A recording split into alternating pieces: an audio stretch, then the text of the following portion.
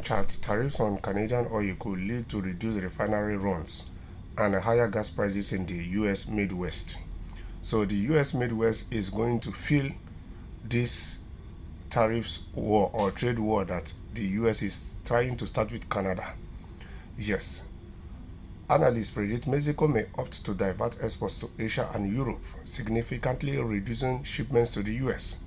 And when Mexico reduces its exports to America by shifting them to Asia and Europe, what does it mean? It means that the US consumers are going to suffer immensely from those goods they were importing from Mexico or that are coming from Mexico to America. And if at all they see it, the price might not be affordable to the average Americans. Despite the 10% levy, Canadian crude flows to the US are unlikely to be disrupted. Mexico President Claudia Sheinbaum has announced that US tariffs are on hold for 1 month after she held talks with President Trump and pledged to send 10,000 troops to the border to fight drug trafficking. Trump also spoke to Canadian Prime Minister Trudeau to discuss the punitive tariffs, saying that Ottawa has misunderstood the situation. Over the weekend, Trump slapped Canada and Mexico with duties of 25% and China with a 10% levy. Oil flows facing tariffs represent 44% of U.S. oil product imports, 69% of crude oil imports, and 81% of heavy crude oil imports last week. Trump engaged in his usual isolation bluster, claiming that the U.S. does not need Canadian commodities, including oil and lumber. We don't need anything they have. We have unlimited energy. Should make our own cars have more lumber than we can ever use without these massive subsidies.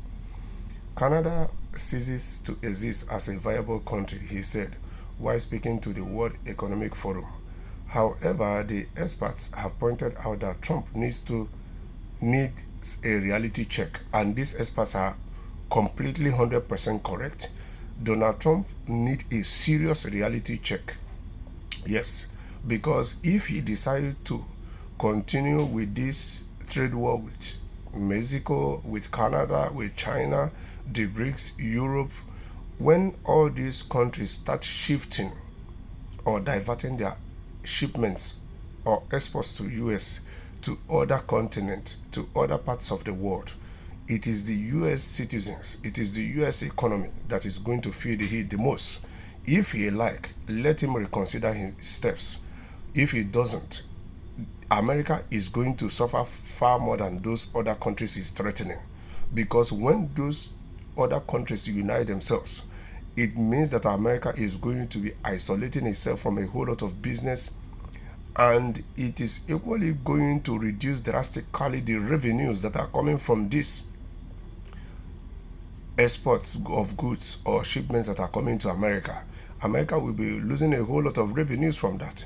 So it's now late for him with his team to reconsider themselves and do away with these tariffs. But if they decide to continue with it, then at the end of the day, there are no winners. It is only the citizens that are the biggest losers, and the economy too. That is the truth.